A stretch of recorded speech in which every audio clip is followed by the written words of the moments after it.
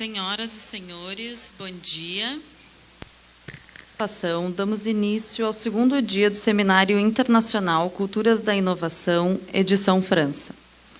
Este evento é uma realização da PUC-RS por meio do Parque Científico e Tecnológico e do Núcleo de Apoio à Gestão da Inovação, em parceria com o Governo do Estado do Rio Grande do Sul, por meio da Secretaria de Ciência, Inovação e Desenvolvimento Tecnológico, com o Consulado-Geral da França em São Paulo e com a Aliança Francesa de Porto Alegre.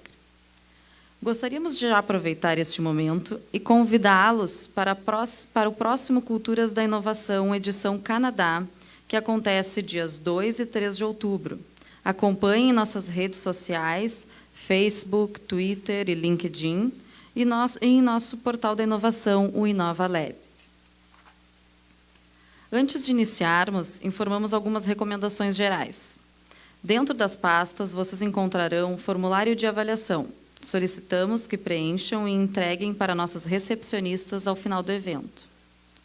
Os certificados de participação serão enviados para o e-mail indicado na inscrição em até 30 dias após o evento. Na pasta, os senhores também encontrarão a programação dos 2 dias de evento, no caso hoje, e folhas em branco para anotações, assim como para envio de perguntas nos momentos de debate.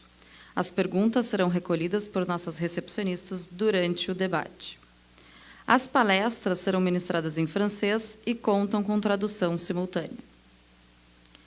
Neste momento, daremos início à sessão 3 deste seminário, que abordará a cultura da inovação, da formação inicial até a pesquisa. Esta será moderada pela senhora Gícia Hauser, secretária adjunta de Estado da Ciência, Inovação e Desenvolvimento Tecnológico do Rio Grande do Sul. O público participará com perguntas escritas através das folhas em branco, ou ao final da sessão, ou por microfone. Convidamos para subir ao palco a senhora Gícia Hauser, secretária adjunta de Estado da Ciência, Inovação e Desenvolvimento Tecnológico, o professor Christian Guilherand, diretor da Escola de Design da Câmara de Comércio e da Indústria de Nantes, doutora Gaëlle Breyer, especialista da Comissão Europeia, região Pays de la Loire, e o professor doutor Florent Patlon, da Escola de Negócios da Sorbonne.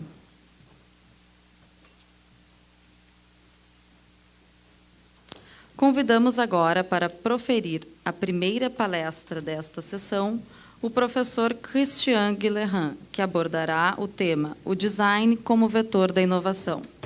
Previamente, gostaria de agradecer todos aqueles que organizaram este seminário e que me convidaram. É a segunda vez que estou no Brasil. A última vez foi há 30 anos, e isso significa que, para mim, está sendo uma nova descoberta. Solicitaram-me para falar sobre design e inovação. Estou um pouco preocupado, porque desde que eu ouvi o que eu ouvi ontem sobre a capacidade de inovação no Brasil, eu me pergunto o que eu vou poder dizer e ensinar para vocês. Tenho um pouco a sensação de estar chegando com a minha cervejinha em Munique ou chegando para ensinar vocês a dançar capoeira. Mas, mesmo assim, vou falar sobre o design. Uma apresentação, então, sobre quem eu sou. Não é bem esse slide, mas tudo bem. Eu sou o diretor de uma escola de design na França, chamada a Escola de Design Nantes Atlantique, com 1.200 estudantes na cidade de Nantes, a 2 horas de Paris, no oeste da França, com uma filial em Xangai e outra em Nova Delhi. Além disso, sou presidente de uma estrutura chamada France Design Educação, que é o 14º estabelecimento francês de ensino sobre design, e durante 6 anos fui presidente de uma associação internacional de design, e que reúne muitos estabelecimentos de ensino superior em design, e 3 universidades brasileiras fazem parte, no Rio de Janeiro, a PUC do Rio, a a Unicinos, voilà, de design, que tem uma escola de design, e à Rio. a Universidade Estadual do Rio de Janeiro. Fréquente depuis Este meio, então, eu frequento há muito tempo e vou falar tanto de design quanto da evolução das escolas de design nos últimos 10 e 15 anos. O design está na moda, on parle beaucoup de fala-se muito de design, também de design thinking, o pensamento de design, seminários sobre isso florescem nas escolas de negócios. E eu vou falar das escolas de design, das quais eu venho, e sobre a razão pela qual o design está em moda hoje. quoi on parle quand on parle de design. Je vais vous Do donner que estamos falando quando falamos em design? Vou dar uma definição do design, em que sentido isto entre la technologie, la science, intervém entre as escolas de engenharia, tecnologia e ciência e escolas de negócios. Design vem do latim, designere, e em francês dá duas palavras, em português também, desenho, desenhar, e um designer é aquele que representa, que desenha cenários de uso, de la façon dont on va vivre demain. C'est-à-dire que sobre o modo como vamos viver amanhã. Ou seja, alguém que se projeta no futuro e que vai aplicar isso aos produtos, às embalagens, a planejamento do espaço, grafismo, etc. É alguém, então, que projeta o futuro. designer, ça a donné un E deuxième mot, desenhar e designere vai dar uma segunda, 2SEIN, qui veut dire vai dar uma outra palavra em francês, não deve ser o caso em português, que quer dizer um projeto. Então, temos duas definições de projeto: a representação de alguma coisa, fazer com a mão ou construir, e, por outro lado, projetar no futuro. São duas palavras que em francês se pronunciam igual, mas se pronunciam diferentemente. Não é o caso do português. Para muitos, o design corresponde a belas mesas, belas cadeiras, mas não. O design se aplica a todos os setores de atividade. Há 15 anos, quando eu assumi a direção da escola, France Télécom, a France Télécom, uma multinacional francesa na área das telecomunicações, nos procurou para dizer que havia uma ruptura tecnológica, que eles possuíam tudo sobre vídeo, som dos pais, da família, etc. E tudo isso tinha se tornado profissional, à disposição dos usuários, e nos perguntou o que poderiam fazer com tudo isso. E nós pensamos, bom, e se usássemos tudo isso nos túmulos? Bom, e aí o trabalho do design foi perguntar, mas para que isso serve, ter som e vídeo num túmulo? Então, quando se perguntava aos usuários, aqueles que trabalham nas funerárias ou que dirigiam os cemitérios, diziam isso é uma aberração, isso nunca vai ser necessário. Ou seja, não haveria mercado. E é interessante em tudo isso que nós nos perguntamos para o que isso poderia servir se existisse. E hoje, algumas cidades da França vêm nos procurar para nos pedir para transformar seus cemitérios com som e vídeo em lugares turísticos. Então, as pessoas vão aos cemitérios para visitar as pessoas importantes que viveram ali naquelas cidades. Então, se tornou um ponto turístico. Não há inovação tecnológica, porque a tecnologia já existia, vindo do som e do vídeo. Não há, então, uma ruptura tecnológica, não há mercado. Ou seja, ao perguntar às pessoas, via-se que era uma aberração fazer isso, mas a nossa intervenção, então, foi dar sentido e representação, dar objetivo a essa representação. E percebemos aí uma posição entre as escolas de engenheiro, que nos procuram para nos mostrar quais são as rupturas tecnológicas e para saber o que podem fazer com aquilo, e as escolas de negócios que se interessam pelo negócio. E o trabalho do design vai ficar nesta interface. Como, em função das evoluções dos contextos tecnológicos, neste caso, mas poderíamos também falar de contexto sociológico, o envelhecimento da população, em que sociedade vamos viver amanhã e como vamos fazer para integrar as pessoas mais velhas nas cidades. Ontem se falou de novas práticas alimentares, há um grande mercado para idosos neste setor. Nas indústrias, nas lojas não há nada para idosos, há milhares de referências para cães e gatos. Se vocês tiverem um cachorro com uma determinada altura, com pelo de tal cor, vai ter um alimento específico para ele. A minha avó não encontra nada nas lojas para ela mesma. Por exemplo, na França, quando queremos encontrar alimentação para idosos, se vai à farmácia, porque envelhecer na França é uma doença. Não sei como é que isto ocorre no Brasil. Desculpem, eu me enganei e falei Portugal. Mas, de fato, na França não há nada. Então, uma ruptura sociológica, população que envelhece, ruptura econômica, ruptura legislativa, como vamos viver amanhã? E o trabalho do design é representar como vamos viver amanhã. Porque estamos vivendo num período favorável ao design. Eu vou falar, então, sobre 3 coisas.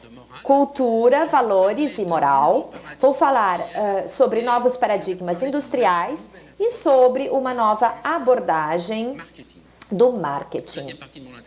Na segunda parte da minha apresentação, vou falar sobre a evolução das escolas de design. Vivemos num mundo globalizado hoje, em que todas as nossas referências à moral estão abaladas. Talvez, ou provavelmente exacerbadas pelas misturas culturais. Mas não só por isso. Há 40 anos atrás, na França, quando eu entrava num restaurante,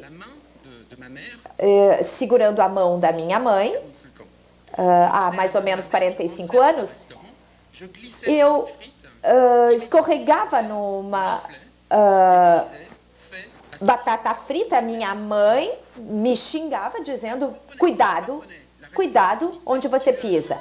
Ela me cobrava a minha responsabilidade de tomar cuidado para ver onde eu pisava e ela também me dava a liberdade. Bom, se tu és responsável, tu és livre para ir onde quiser. 45 anos mais tarde, quando eu seguro a mão da minha filha e ela escorrega, eu vou cobrar do responsável pelo restaurante $3 milhões. Observamos aí que há uma relação com a moral, em relação ao que é bom, ao que é bem e ao que é mal, e tudo isso evoluiu muito, com uma intrusão do direito.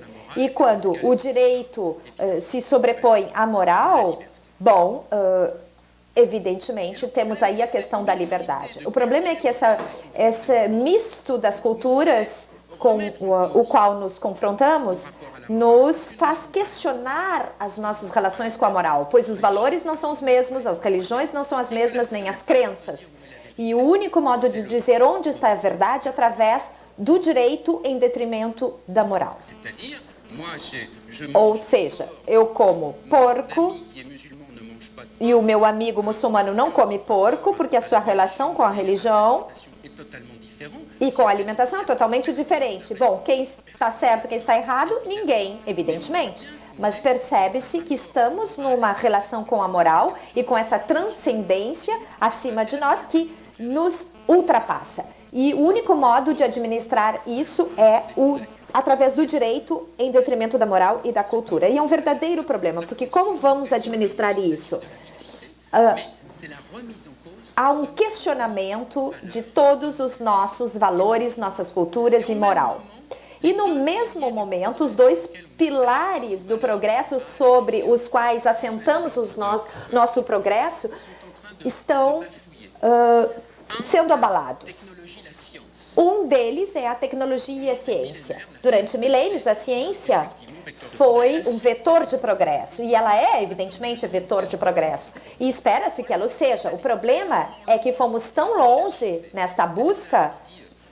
Testar, um pesquisador francês que diz, um filósofo também, que diz que tudo é possível ser feito em matéria de pesquisa será feito. Vamos continuar pesquisando. O problema da ciência é que chegamos tão longe em tantas coisas que conseguimos produzir algo que é da ordem do melhor e, ao mesmo tempo, do pior. Por exemplo, os transgênicos para alimentar 9 bilhões de pessoas na Terra. É um verdadeiro problema. Os transgênicos talvez sejam um meio de alimentar 9 bilhões de pessoas, mas, ao mesmo tempo, são o fim, talvez, da biodiversidade. No momento, então, em que produzimos o melhor, como vamos administrar esse problema? Nos permite administrar a fome e, ao mesmo tempo, nós podemos, num horizonte que pode ser perceptível, podemos ver que pode acabar com a biodiversidade. A decodificação do genoma também pode resolver o problema das doenças que afetam a humanidade desde a noite dos tempos. Poderemos curar muitas doenças, mas, ao mesmo tempo, o problema da decodificação do genoma pode trazer o fim da humanidade em horizontes temporais muito próximos. Nós temos algo formidável e, ao mesmo tempo, algo como Fukushima. Hoje, então, há um questionamento do avanço científico, a tal ponto que filósofos e pesquisadores sérios dizem: vamos parar de pesquisar, vamos parar tudo, vamos declinar. Nós o chamamos, esta corrente, de declinistas. E há também o vetor da economia, o desenvolvimento econômico baseado num sistema que é o capitalismo, que funciona por ser o sistema historicamente responsável pela maior liberdade. O sistema é produzir dinheiro, riqueza, e esta riqueza produz riqueza e assim por diante. É um sistema formidável. O problema é que 97% das trocas financeiras no mundo não se baseiam em economia alguma.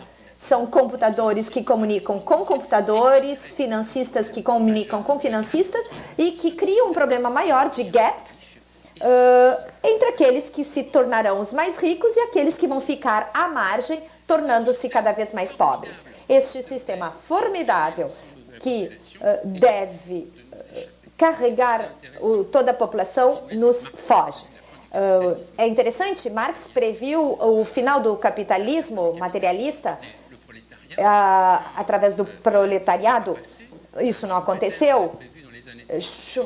Schumpeter previu o final do capitalismo provocado pelos intelectuais, mas talvez sejam os financistas que matarão o capitalismo, ou seja, o capitalista morto por aqueles aos quais ele serve mais. É irônico e interessante do ponto de vista histórico. Devemos, então, retomar os valores, a moral e reinventar a noção de progresso. Por que se fala tanto, então, em design? Porque algo extremamente interessante está acontecendo. Como se tem cada vez menos relações com a transcendência, isso está se tornando cada vez mais complicado, como eu expliquei antes. Tudo acontece como se devêssemos reencarnar nos objetos que estão à nossa volta. Então, essa falta de transcendência é uma falta de moral. Então, tudo tem de ter sentido, tudo tem de ser design à nossa volta. Estamos quase que dentro de uma abordagem em que é preciso encontrar Deus e transcendência nos objetos. Um microcomputador tem de ser design, uma mesinha tem de ser design, tudo tem de ser design. Por isso se fala tanto em design atualmente. Na apresentação de ontem do Sr. Malbois, foi muito interessante sobre essa noção de voltar a identidades nacionais e trabalhar sobre elas. Um ministro da Economia francês, que foi ministro até ontem, hoje ele não é mais ministro, defendia o Made in France. A meu ver, é um erro. Em contrapartida, o que me interessa é defender o Design by France, ou seja, defender uma identidade de território da nossa origem, e o que foi proposto ontem pelo senhor Malbois foi como defender a identidade brasileira e o que vocês representam no mundo inteiro. E, a meu ver, isto é muito interessante. Ou seja, para resgatar a cultura, o viver, o conviver e resgatar os valores em torno do conceito Design by Brazil. E isso é interessante em relação à educação. Quando eu formo um estudante em design francês, eu formo esse estudante francês para um mundo global e não um designer global que seria francês. Se um brasileiro vier para a França, eu vou formar um designer brasileiro no mundo global. É muito importante trabalhar sobre essa noção de identidade. Um filósofo francês, escritor, Pierre-Jacques Azélias, da Bretanha, diz que, lembrem-se disso, antes de se tornar alguém, nós viemos de algum lugar. Antes de nos tornarmos alguém, viemos de algum lugar. Então, é necessário um trabalho sobre as identidades. Eu reagi ontem na apresentação muito pertinente do senhor Malbois. Então, fala-se de design por que então aplicá-lo às empresas e à inovação? Durante 150 anos, as organizações das empresas, principalmente industriais, foram estruturadas com base numa abordagem do management científico, muito rápido. O modelo era o modelo de criar valor agregado e produtividade. Ou seja, como fazer melhor, cada vez melhor, aquilo que eu sei fazer. E se eu conseguir fazer isso, eu posso fazer melhor que o meu concorrente, ganhar margem, ser líder, permanecer líder, etc. A grande escola de management na França prezava a qualidade, era a escola da qualidade, ou seja, todo mundo começou a fazer qualidade para fazer melhor aquilo que sabia fazer. Só que o problema é que na França e na Europa, a França e a Europa chegaram os chineses. E estes, bom, durante 30 anos na França, nós somos um pouco rançosos na França, e a gente dizia, bom, eles nunca vão fazer melhor do que nós. Bom, não conheço bem o Brasil, mas a China tem empresas ultramodernas. E nós podemos ver que eles fazem tão bem quanto nós, nas suas usinas, nas suas fábricas ultramodernas, onde as coisas custam mais barato. Os chineses podem ser tão inteligentes quanto os franceses, mas eles já são muito mais numerosos. Então, essa arrogância de pensar que isso não era preocupante, bom, isso se concretizou. Então, ficar no nosso modelo é algo em vão. Talvez se o petróleo passasse a $500 o barril, seríamos obrigados a relocalizar nossas indústrias. Mas não é o caso. Hoje, o petróleo, relativamente barato, continua se fabricando na China e projetar os produtos na Europa. Então, esse modelo de como fazer melhor o que eu sei fazer, ele explode. É preciso encontrar outro modelo. E qual é este modelo?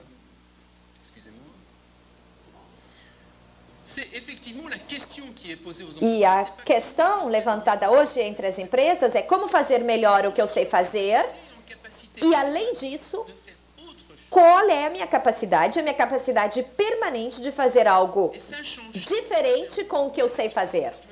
Isso muda tudo em termos de management. Eu vou contar algumas histórias.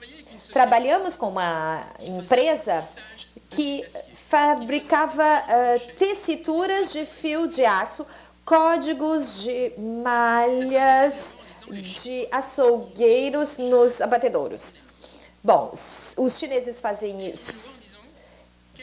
E eles vieram nos procurar para saber o que podiam fazer uma sociedade de pequeno e médio porte. Hoje faz abajur com esse tecitura de fios de aço, faz cortinas de separação de espaços de trabalho com esse tipo de material. E, por uma ironia, esta empresa se instalou em Xangai para o desenvolvimento da atividade que está baseada, que tem a sua matriz no oeste da França. Bom, então como é que foi administrada essa questão da capacidade de fazer outra coisa? Foi interessante observar que quando trabalhamos com esta empresa, para ela era inimaginável totalmente sair do setor dos açougueiros e dos frigoríficos. Isso não trazia problema para a produção. Por outro lado, todos aqueles que trabalhavam no setor comercial, que conheciam totalmente o mercado dos frigoríficos, e por serem reconhecidos pela sua competência no mercado, para eles era impossível mudar a mudança. Era impossível que uma empresa se tornasse atora de outro mercado, fabricando outros produtos. Eles eram totalmente refratários a isso. A gente percebe, então, as resistências em termos de management. E quando eu falo em design, eu falo de uma disciplina estratégica para o futuro da sociedade. Ou seja, o que eu posso fazer de diferente, enquanto que numa disciplina de management, em que momento eu consigo reunir as pessoas numa empresa para dizer que sim, é possível e dar uma representação e objetivos para esta mutação que está acontecendo. Porque o desafio está aí. A inovação amedronta. Para o que estamos nos dirigindo amanhã? E o design, na sua capacidade fundamental de representar, o torna possível. Ele dá algo objetivo. O vídeo e o som num túmulo, isso existe, pode ser representado. Pois então, é isso. Uma segunda empresa... Segunda empresa com a qual trabalhamos fazia interfones. Era uma empresa de circuitos impressos. Eles, então, faziam os interfones. Vocês conhecem o sistema. Tem o controle embaixo, aperta no botãozinho e toca na sua casa. Nós fazíamos isso na França, mas hoje em dia os chineses, os indianos, todo mundo faz isso muito mais barato. Não sei se o Brasil é especialista nisso, mas certamente a China sim. Então, essa empresa então nos pergunta o que nós podemos fazer, porque nós vamos desaparecer. Nós vamos ter que trocar totalmente de mundo de tecnologia. Nós respondemos, não. Transformem isso num telefone, porque a partir do momento em que alguém tocar embaixo e isso se transformar num aplicativo no seu telefone celular, vocês já ficam sabendo que tem alguém na porta, vocês podem estar no banheiro, vocês podem estar no quarto e vocês podem abrir a porta e liberar a entrada de quem está embaixo. Vocês podem abrir, inclusive se não estiverem em casa. Se vocês precisarem que alguém lhes traga alguma coisa, lhes entregue algum produto em casa, também, ou seja, isso é muito mais interessante. Ou seja, hoje em dia, essa empresa passou de circuitos impressos a um serviço que passou a gerir toda a parte de correntes fortes e fracas de uma casa.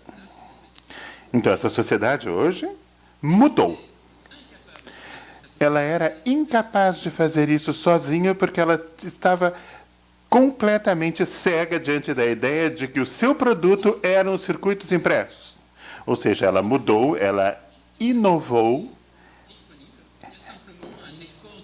E vocês vejam que toda a tecnologia existia, estava disponível, a única coisa que faltava era que fazer uma projeção para o futuro e mudar o produto que era feito anteriormente. Eu gostaria de evocar duas coisas a respeito do marketing. Dois pontos que eu gostaria de levantar com vocês. Nós estamos assistindo à imersão, e talvez outros o façam melhor, mas uma nova abordagem do marketing que um filósofo francês, Bernard Stiegler, chama a economia da contribuição. Ou seja, a gente pede, e há a possibilidade atualmente com os particulares e com novas ferramentas, de intervir no processo de produção dos serviços que nós queremos, que nós desejamos criar nós mesmos. É o Wikipedia, é o Facebook, é o Google. Antes, a gente precisava ir consultar as enciclopédias. Hoje, quando a gente olha a Wikipedia, nós temos uma enciclopédia que é feita por aqueles que a leem. Ou seja, nós temos uma nova economia que está chegando e que vai se completando com aquele que a faz, aquele que a concebeu e aquele que a usa.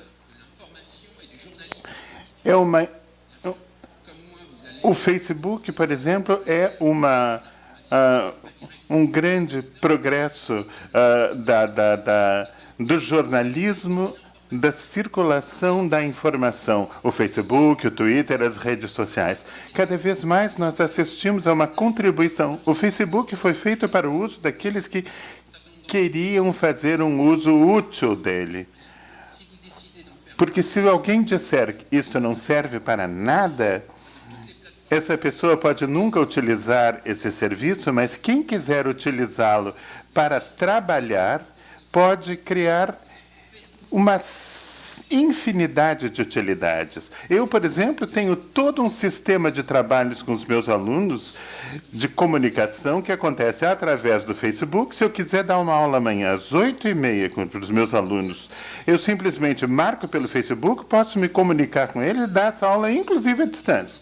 Ou seja, isso é a economia da contribuição, inclusive à distância.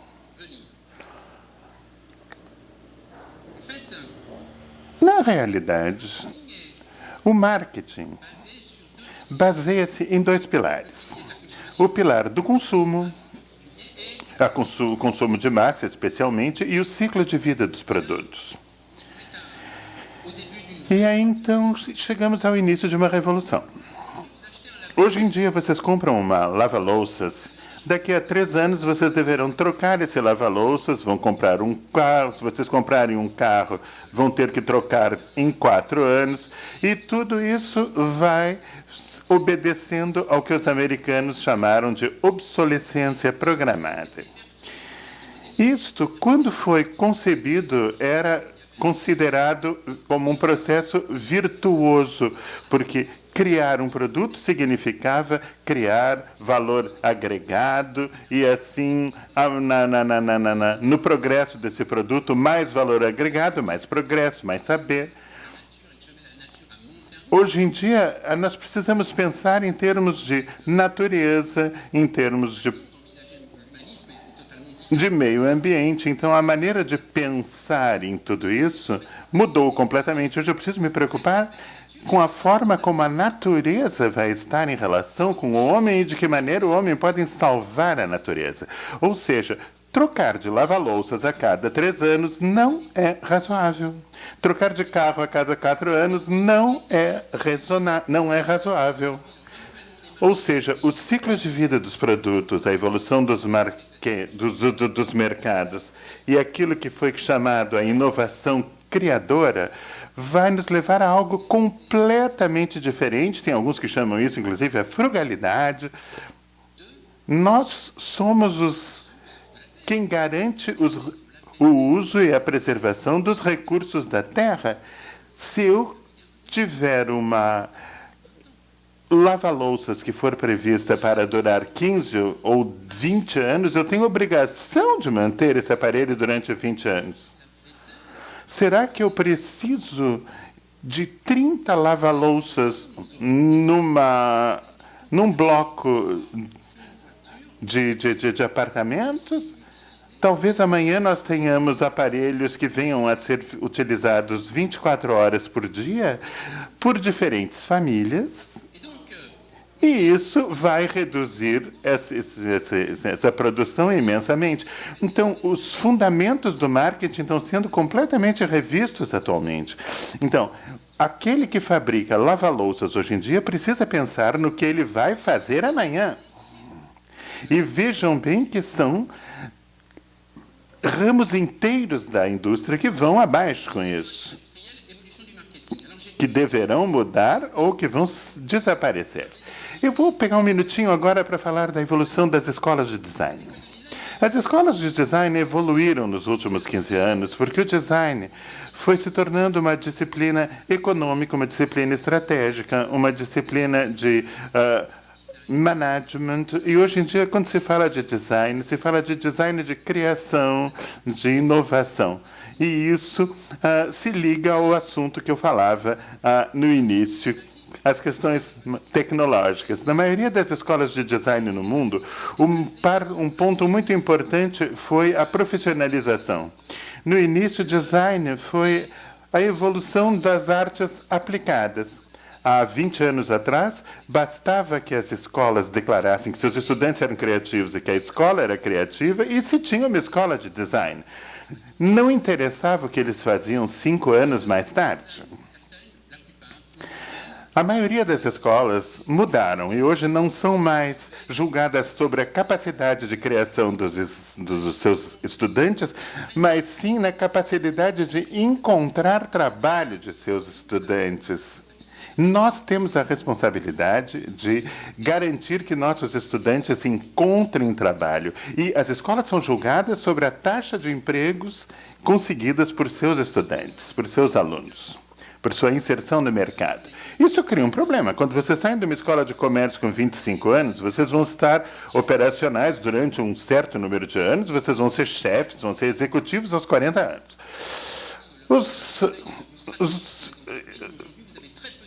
O pessoal do design não pensa os designers não pensam dessa forma. Então, isso é um verdadeiro problema, porque ao sair da universidade, eles não têm esse pensamento, sair da escola de design, eles não têm esse pensamento, e eles não sabem exatamente o que será a sua carreira amanhã. Desculpem, eu estou avançando muito rápido.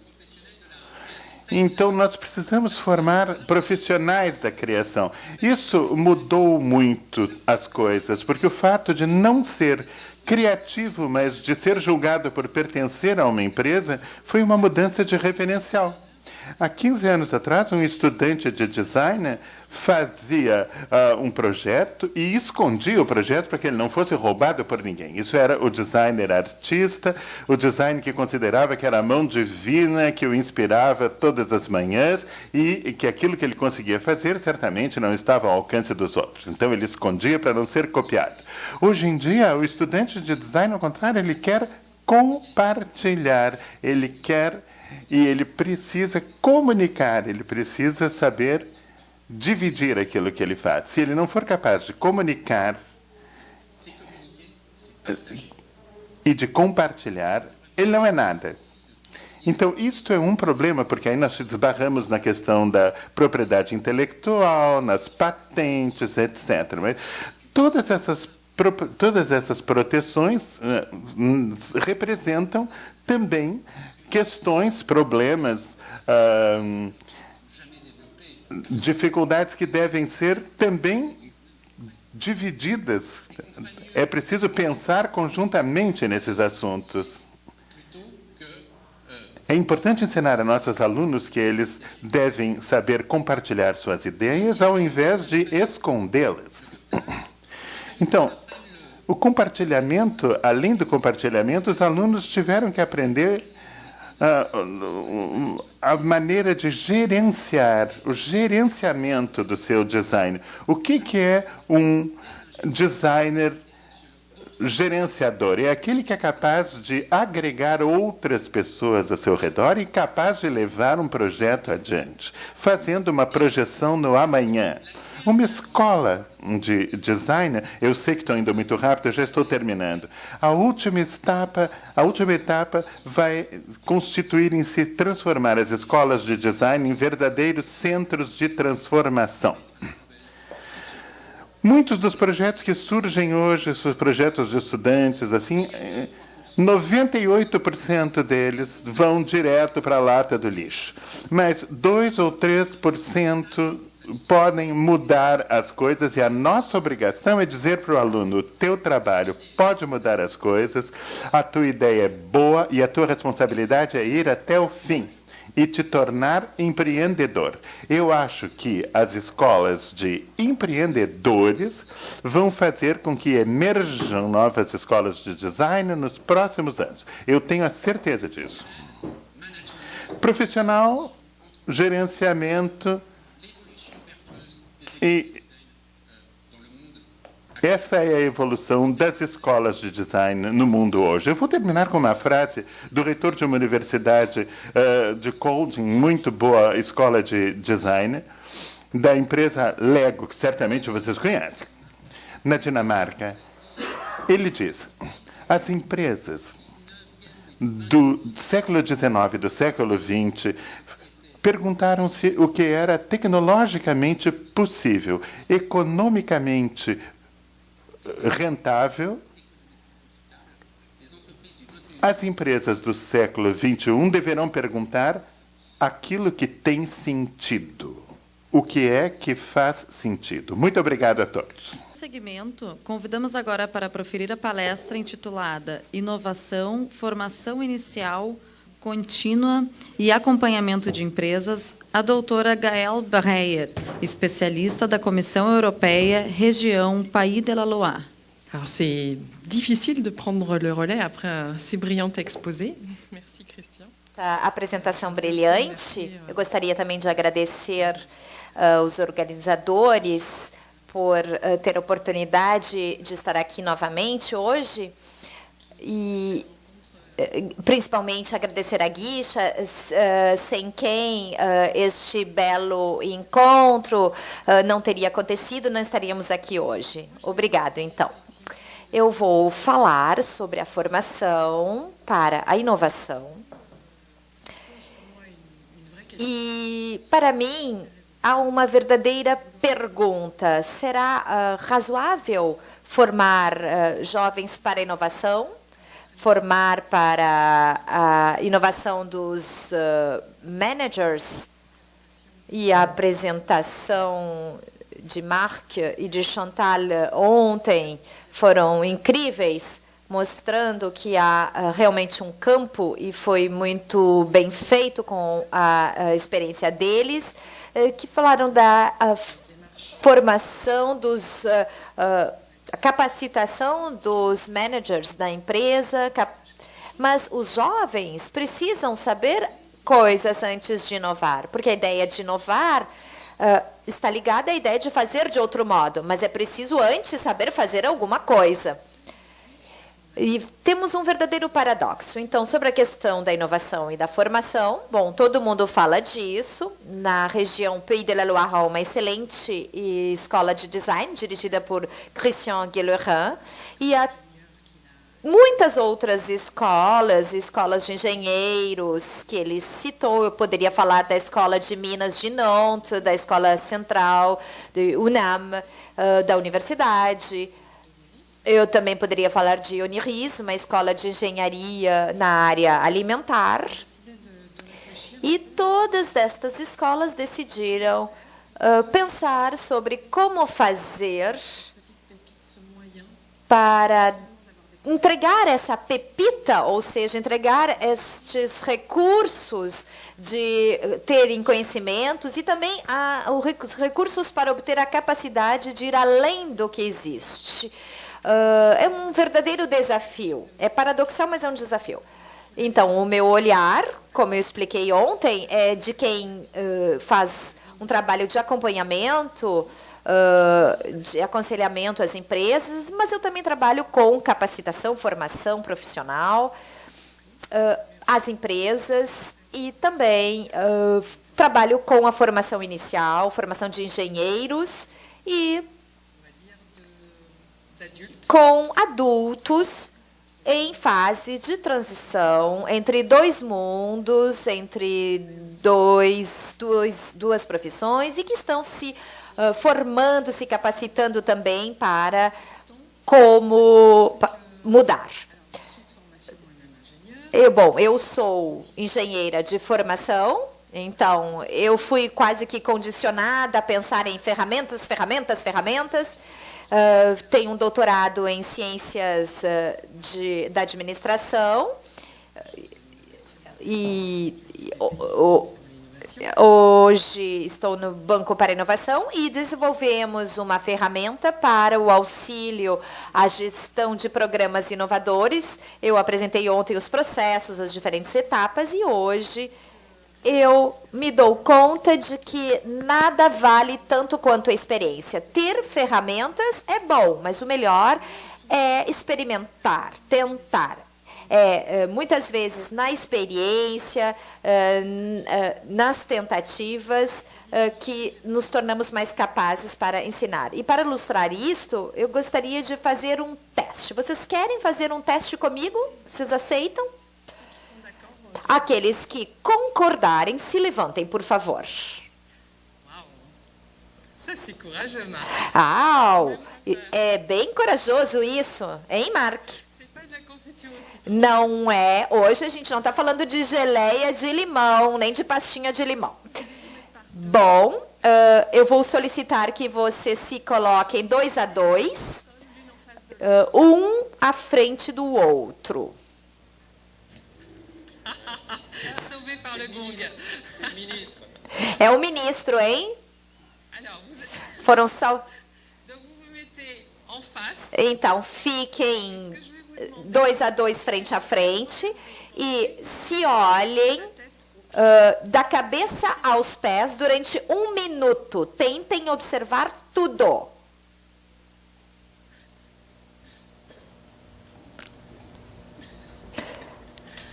Maintenant, ce que je vais vous demander, Agora, vou pedir que deem as costas para a pessoa de changer 5 choses sur vous.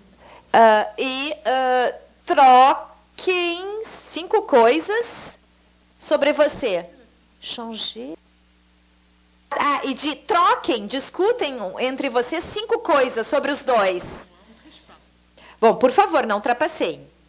Não. Troquem, falem 5 coisas sobre vocês. Eu adoro fazer esse exercício no verão, porque estamos com bem menos roupa. Chacun ses petits plaisirs. Bom, cada um com seus pequenos prazeres. Est-ce que c'est bon? Deu?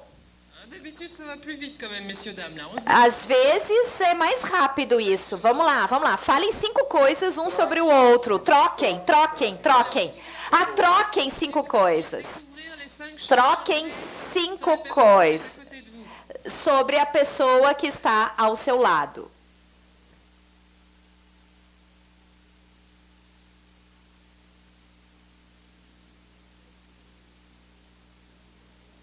Vous vous retournez?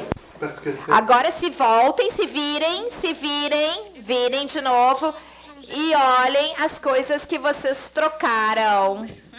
Et vous regardez les choses qui ont changé sur la personne de l'autre côté. E olhem as 5 coisas que vocês trocaram na outra pessoa. Tá. Na verdade, ela pediu para trocar 5 coisas em si mesmo para o outro tentar perceber depois. Era essa a questão. Alors, est-ce que vous avez découvert les 5 choses changées? Vocês descobriram as 5 coisas que foram trocadas? Plus ou moins. Mais ou menos. S'il vous plaît. Por favor, Deuxième partie. segunda parte agora. Se virem De nouveau. novamente Dos, c'est pas de fini. costas. Ainda não terminou. De changer E 15 choses. troquem agora 15 coisas. C'est pas possible. Je Me disseram que não é possível. qui n'a pas réussi. Eu nunca vi ninguém não conseguir isso. 15 choses. Bom, troquem agora 15 coisas. Challenge. Cuidado, é um desafio. En France, Eu só faço esse exercício na França. E a Guícia conseguiu. 15 choses. 15 coisas, então. Pas le droit de vous asseoir. Vocês não podem se sentar. Troquem 15 coisas. Et pas les mêmes. Não as mesmas coisas, não podem ser as mesmas. Modifiquem.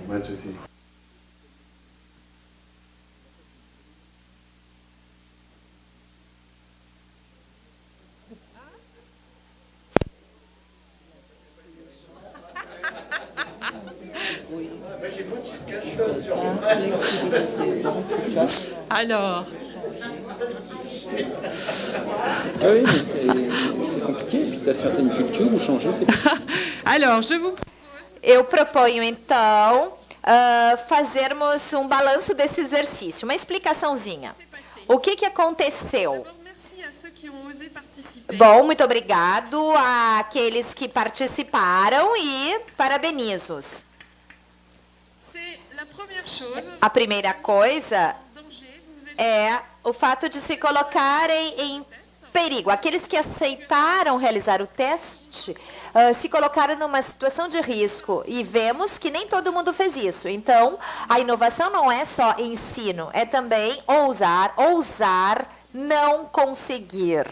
Obrigada àqueles que ousaram. Esta é a primeira coisa. Segunda coisa, eu solicitei que trocassem 5 coisas. O que quase todos vocês fizeram? E obrigada por terem feito. Eu vi coisas muito bonitas. Vocês tiraram um anel, colocaram do outro lado, trocaram alguma coisa na roupa e muita gente tirou. E todo mundo... No verão, quando eu faço isso, as pessoas dizem, isso não é possível. Se eu tirar as minhas 2 peças, eu vou ficar nu. Mas eu tenho filmes, Christian. Estou fazendo uma chantagem.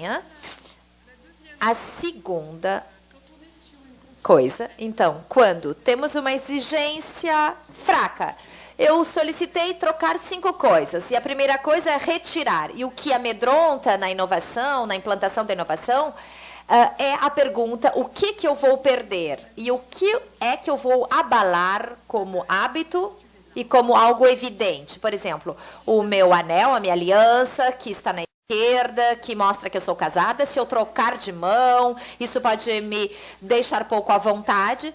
E a primeira coisa que eu percebi é que vocês todos voltaram ao seu conforto inicial, à situação inicial. Então, quando recebemos imposições fracas, nós raciocinamos com coisas simples, confortáveis, não vamos muito adiante na inovação e muitas vezes, indo além, nós temos medos de mudar e não se chega à inovação. E eu estou espantada que aqui no Brasil há menos freios à inovação. A segunda etapa, uma chave que é de ouro para inovar, talvez seja estabelecer exigências muito fortes. Quando eu falei em trocar 15 coisas, além das 5, vocês disseram, é impossível, eu não posso tirar, porque eu não tenho 20 coisas no meu corpo. E as pessoas começaram a mexer no cabelo e dizendo, bom, eu fiz mais de 15 mudanças, eu mexi nos cabelos, talvez tenha feito 100 mudanças. Alguns mudam de postura e começam a pegar coisas. Bom, 15 é fácil, eu vou pegar uma caneta, eu vou pegar uma folha. E, para mim, uma das alavancas e algo que é preciso ter numa abordagem de ensino é fazer com que se sinta a dificuldade de inovar. O bloqueio que todos nós temos, porque muitas vezes, no ensino, as ferramentas são evidentes, são triviais, mas a dificuldade é usá-las. Uma das ferramentas que eu acho muito poderosa, que é muito ensinada, explorada e usada na escola de design de Nantes, com o Christian, mas também que encontramos nas escolas de engenharia na região de Pays de la Loire e na universidade, é a questão da criatividade. A capacidade de associar rigor com imaginação para ousar inventar, fazer de uma outra maneira e mais num espírito de alegria e de emoção. As ilustrações que eu vou apresentar dizem respeito a alguns intercâmbios, algumas apresentações que eu fiz em diferentes locais. Vocês têm o IEA, eu mostro aqui algumas estruturas. Nós vamos voltar a falar também das Doctorial. Vocês têm também a Escola de Minas de Nantes, Oniris, e vamos falar agora, então, das Doctoriais, que é um programa que está sendo realizado no Pays de la Loire, desenvolvido pelo UNAM, e aí com a ideia de colocar um grupo de jovens brilhantes, doutorandos e que trabalham com um tema muito específico e que levantam questões muito finas e que estão em disciplinas diferentes. Ou seja, desde as ciências ditas moles até as ciências ditas duras. Então, desde as ciências humanas até biologia, arquitetura, marketing, que preparam teses sobre assuntos muito aprofundados. E nós pedimos que apresentem de uma forma muito didática os seus temas de tese e, durante 2 dias, pedimos que sejam capazes de trabalhar sobre aquilo, inventando uma ideia, criando uma ideia de empresa juntos. Nós damos a eles algumas ferramentas, começamos com uma sessão de criatividade e tentamos, digamos assim, decalcá-los do formato habitual acadêmico. Tentamos alguns jogos, oferecemos algumas ferramentas e logo eles encontram o prazer de trocar, de conviver com pessoas de experiências muito diferentes, como vocês viram para as terças-feiras. E 2 dias depois, eles nos apresentam com muito orgulho, muita alegria. Às vezes há conflitos nos grupos muito engajados. Claro que há conflitos. E nestes grupos, depois de 2 dias, temos uma apresentação dos seus projetos de criação de empresa, com uma visão do mercado, da oferta, da tecnologia, uma visão de como se organizar. E eles apresentam isso a um grupo de industriais e profissionais. E, durante esses 2 dias de trabalho, há o acompanhamento de outros profissionais. E, além da performance, do desempenho e do interesse dos projetos apresentados, há uma verdadeira, digamos, emulação e uma sementinha que é plantada na mente destas pessoas para verem que não é tão difícil assim. E acho que esse tipo de programa tem esse interesse, tem essa importância. Numa escola de engenharia de Nantes, que trabalha com um tema que vocês têm aqui no estado, que é a questão do nuclear, e trata-se de um programa em que os alunos, em 5 dias, visitam